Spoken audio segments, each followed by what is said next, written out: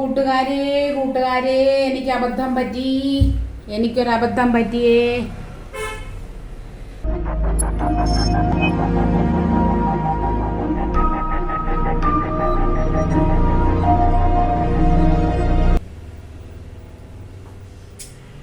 അയ്യോ കൂട്ടുകാരേ എനിക്കൊരബദ്ധം പറ്റിയേ.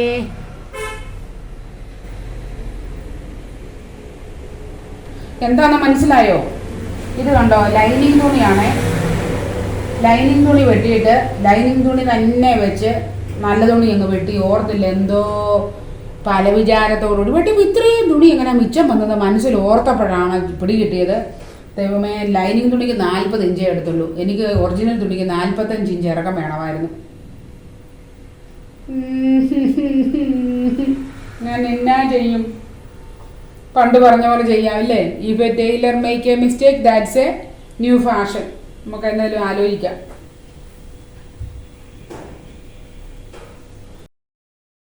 കയ്യും എല്ലാം സ്ലീവെല്ലാം വെട്ടി, അതിനുശേഷം ബാക്കിയുള്ള തുണി ഏതായാലും ഇഷ്ടം പോലെ ഉണ്ടായിരുന്നതുകൊണ്ട് ഞാനിങ്ങനെ മനസ്സിൽ കരുതുക, നമുക്ക് ഇറക്കം കൂട്ടാതിരിക്കാൻ പറ്റുകയല്ലോ. 39 ഉള്ളൂ സത്യത്തിൽ ആ ലൈനിങ് ക്ലോത്തിൻ്റെ നീളം. അപ്പോൾ 45 വേണം. അപ്പം നമുക്കൊരു 6 ഇഞ്ച് വേണ്ടേ? അപ്പോൾ തയ്യൽ തുമ്പ് ഉൾപ്പെടെ 7 ഇഞ്ച് അടയാളപ്പെടുത്തിയിട്ട് ഞാൻ കട്ട് ചെയ്തെടുക്കുക. അതിൻ്റെ നീളം നോക്കിയിട്ടാണ് ചെയ്യുന്നത്. എന്നിട്ട് എൻ്റെ മനസ്സിൽ ഇങ്ങനെ ഒരു ഐഡിയ വന്നു. ഈ തുണിയില്ലേ, ഈ ബ്രൗൺ തുണി, കോഫി ബ്രൗൺ, നല്ല കടുത്ത കോഫി ബ്രൗൺ തുണിയെ ഒരു ലൈനിങ് അല്ല, നമുക്ക് പൈപ്പിങ് പോലെ അടിയിൽ വെച്ചിട്ട് ഈ ബാക്കി തുണി കൂട്ടിച്ചേർത്താലോ എന്ന് ഓർത്താൽ. അല്ലെ നമ്മൾ ചുമ്മാ തുണി കൂട്ടിച്ചേർത്താൽ വൃത്തികേടല്ലേ കാണാൻ. അതുകൊണ്ട് ഞാനൊരു 2 ഇഞ്ച് വീതിയിൽ ഒരു ക്രോസ് അല്ലേ സാധാരണ പോലെയുള്ള നീളമുള്ള തുണിയാണ്. ആ തുണി 2 ഇഞ്ച് വീതിയുള്ള തുണിയെ മടക്കി 1 ഇഞ്ച് വലിപ്പത്തിലാക്കിയിട്ട് ഈ അടിയിൽ ഇങ്ങനെ ഞാൻ പിടിപ്പിക്കുക. ലൈനിങ് പോലെ, എന്തായാലും പറയുന്നത് പൈപ്പിങ് പോലെ ചെയ്യാമെന്ന് കരുതിയാണേ. നമുക്ക് നോക്കാം എങ്ങനെ ഇരിക്കുമെന്ന്. എന്തായാലും സംഭവിച്ചു പോയില്ലേ, എന്തോ മണ്ടത്തരത്തിന് കാണിച്ചത്.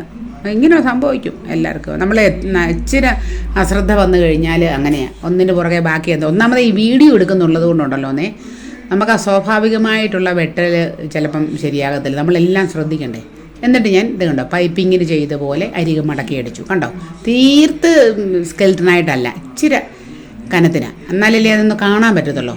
സ്വല്പം കാണാവുന്ന രീതിയിൽ, ഒത്തിരി വലിപ്പവും ഇല്ല, എന്നാൽ തീർത്ത് നേർത്തതുമല്ല. അപ്പോൾ ഇങ്ങനെ അങ്ങ് മടക്കി അടിച്ചു. അപ്പം അത് ആ അടുപ്പ് പെർഫെക്റ്റായിട്ടിരിക്കുകയും ചെയ്യും. എന്നിട്ട് ലൈനിങ് നമ്മുടെ പൈപ്പിങ്ങെ മുട്ടാതെ, കണ്ടോ വൃത്തിയായിട്ടല്ലേ ഇരിക്കുന്നത്, പൈപ്പിങ്ങേൽ കൊള്ളാതെ ഇപ്പുറത്തെ വശത്തെ ഈ മെയിൻ ക്ലോത്തിലോട്ടാണ് അടുപ്പ് വരത്തക്ക രീതിയിൽ അടിക്കുന്നത്. കാരണം നൂലിൻ്റെ കളറ് മെയിൻ ക്ലോത്തിൻ്റെ കളറാണ്, മറ്റേ കളറല്ല ഞാൻ ഇപ്പോൾ ഇട്ടേക്കുന്നത്. അല്ല ഇനി അതിന് വേണ്ടി നൂല് മാറാൻ പോണ്ടേ.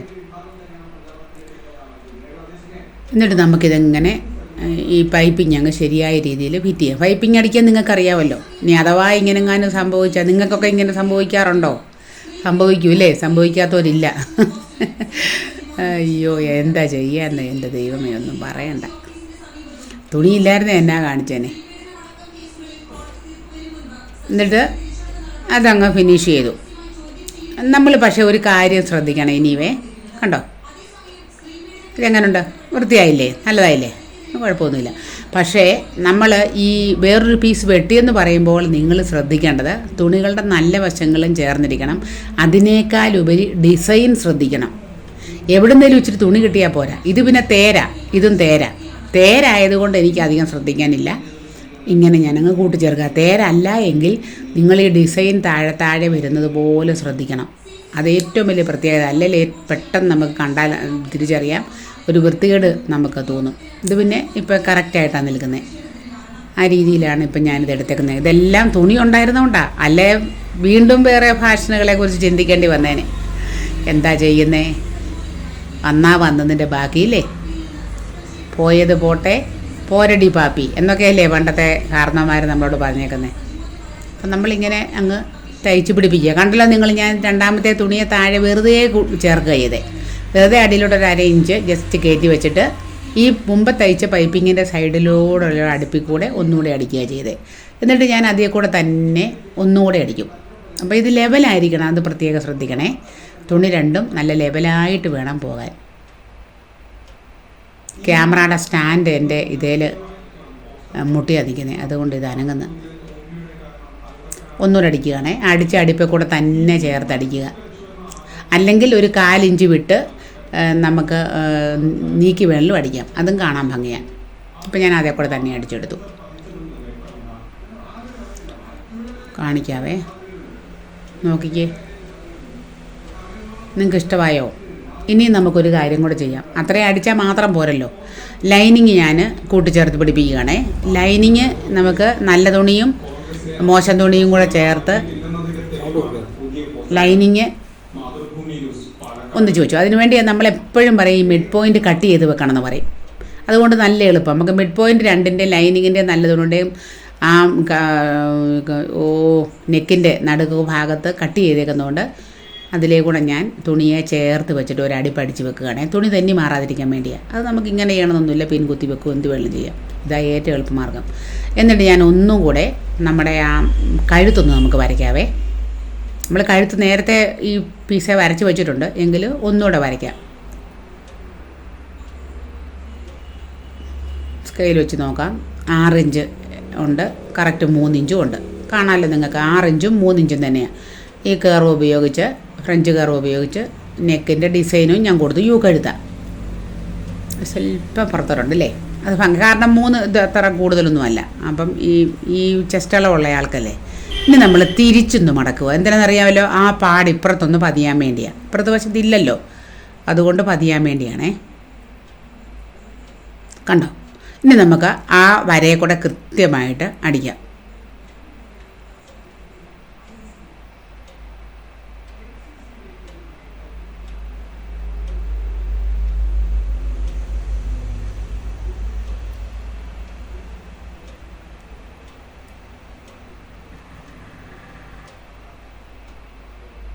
അത് തിരക്കൊന്നും വെക്കണ്ട, സാധാരണ ചെയ്യുന്ന പോലെ തന്നെ പെർഫെക്റ്റായിട്ട് വരയെ കൂടെ തന്നെ അടിച്ചെടുക്കണം. അടിച്ചെടുത്തിട്ട് നമുക്ക് അതങ്ങ് കട്ട് ചെയ്ത് കളയാം. ആ ലൈനിൻ്റെ ഇപ്പുറത്ത് ഒരു 1/2 ഇഞ്ച് താഴെ ഇട്ടേച്ച് നമുക്ക് ഈ ഭാഗം അങ്ങ് കട്ട് ചെയ്ത് കളയാം.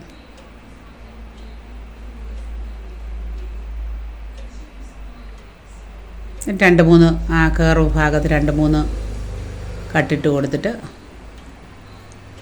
തിരിച്ചു മടക്കാം.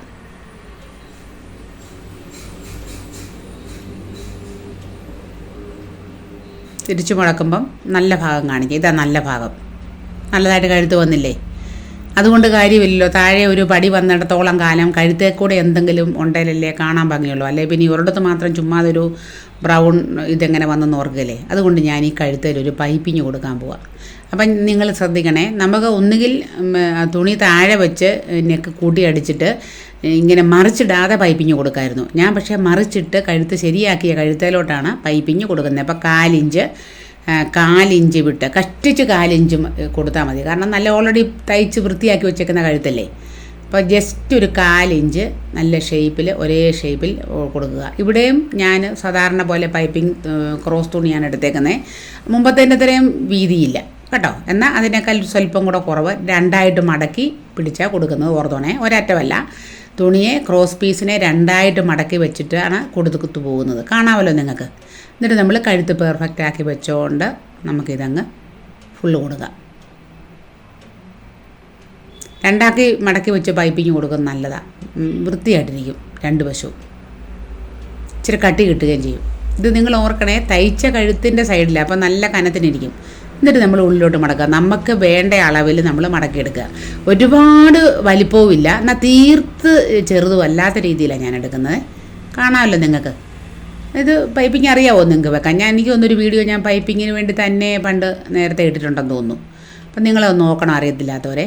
ആദ്യം മുതൽ ഞാൻ എങ്ങനെയാണ് പൈപ്പിംഗ് എന്നുള്ള രീതി കാണിച്ചു തന്നിട്ടുണ്ട്. എന്നിട്ട് നമ്മളിങ്ങനെ നമുക്ക് വേണ്ട അളവ് കൊടുത്ത്, മുമ്പ് പറഞ്ഞതുപോലെ ഈ ബ്രൗൺ തുണിയിലല്ല, നമ്മുടെ ഈ നല്ല തുണിയിലാണ് അടുപ്പ് വീഴുന്നത്. അങ്ങനെയാണ് തയ്ച്ചു കൊടുക്കുന്നത്. കുറേശ്ശെ നമ്മളിങ്ങനെ പിടിച്ചു കൊടുത്ത് നമുക്ക് ഒതുക്കി ഒതുക്കി തയ്ച്ചു കൊടുക്കാം. അപ്പോൾ എല്ലായിടത്തും ഒരേ വലിപ്പം വരാനായിട്ട് നിങ്ങൾ ശ്രദ്ധിക്കണേ. ഇപ്പോൾ കഴുത്ത് കൂടുകയല്ലോ, ഉള്ള കഴുത്തിൻ്റെ ഫ്രണ്ടിലോട്ടല്ലേ നമ്മൾ തയ്ച്ചേക്കുന്നത്. അപ്പോൾ കറക്റ്റ് ഒട്ടും കഴുത്തിൻ്റെ അളവ് കൂടത്തില്ല, അതുപോലെ തന്നെ ഇരിക്കും. വലിപ്പം കൂടുതലുണ്ടോയെന്നാണ് ഞാൻ നോക്കുന്നത്. നമുക്കങ്ങനെ ശ്രദ്ധിച്ച് തയ്ച്ച് പോവാം. കുറേശ്ശെ കുറേശ്ശെ തയ്ക്കണേ. കഴുത്തൊക്കെ ആകുമ്പോൾ അങ്ങനെ ഒറ്റയടിക്ക് അടിച്ചു വിടാൻ പറ്റത്തില്ല.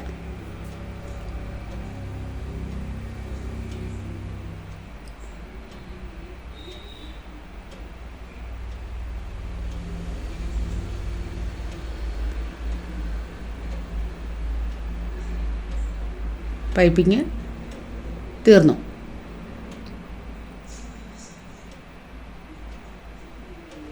നമുക്ക് നോക്കാം എങ്ങനെ ഇരിക്കുന്നതെന്ന്, ഒപ്പിക്കാൻ പറ്റുമോ എന്ന് നോക്കാം. കണ്ടോ, ഇഷ്ടപ്പെട്ടോ? നല്ല ഷേപ്പിലല്ലേ ഇരിക്കുന്നത്, ഒരേ വലിപ്പത്തിലായിരിക്കുന്നത് കേട്ടോ. ഇച്ചിരി വലിപ്പം വേണം, കാരണം ആ ചേച്ചിക്ക് ഇച്ചിരി വലിപ്പമൊക്കെ ഉള്ള ആളാണ്. ഇത് കഴുത്ത് വലുതുമല്ല. അപ്പം ആ ഡിസൈൻ പോലെ അത് വരട്ടെ എന്നോർത്താണ് ഞാൻ അങ്ങനെ ചെയ്തത്. ഞാൻ നിങ്ങളെ ഇത് നിവർത്തിട്ട് കാണിക്കാവേ.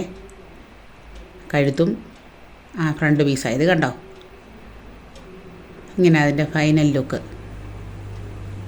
എനിക്ക് പറ്റിയ അബദ്ധം, വീണിടത്ത് കിടന്ന് ഉരുണ്ട് ഇങ്ങനെ ചെയ്തു. നിങ്ങളുടെ അഭിപ്രായം പറയണം. നിങ്ങൾക്കൊക്കെ ഇങ്ങനെ സംഭവിച്ചിട്ടുണ്ടോ? സംഭവിച്ചാൽ ഇതുപോലെ നമ്മൾ തന്മയത്വത്തോടെ എന്തെങ്കിലും ചെയ്തു വെക്കുക. കണ്ടല്ലോ, കഴുത്തിങ്ങനെ കിട്ടി. പിന്നെ ബാക്ക് കഴുത്ത് ഞാൻ നിങ്ങളെ കാണിക്കുന്നില്ല. ഞാൻ ലൈനിങ് തുണി അടിച്ചിട്ട് മറിച്ചിടുക ചെയ്യുന്നത്. എന്നിട്ട് സാധാരണ പോലെ തയ്ക്കും. എൻ്റെ നെക്ക് നിങ്ങളെ സ്ലീവ് കാണിച്ചിരുന്നു, ആ മോളും. ഇതാണ് താഴത്തെ പടി. കുഴപ്പമില്ലല്ലോ. സത്യമായ കമൻറ്റ് തരണേ, കൃത്യമായ കമൻറ്റ്. കണ്ടല്ലോ, ഈ വലിപ്പത്തിലാണ് ഇവിടെയും കൊടുത്തേക്കുന്നത്. അങ്ങനെ പോയേക്കുന്നത്. Thank you.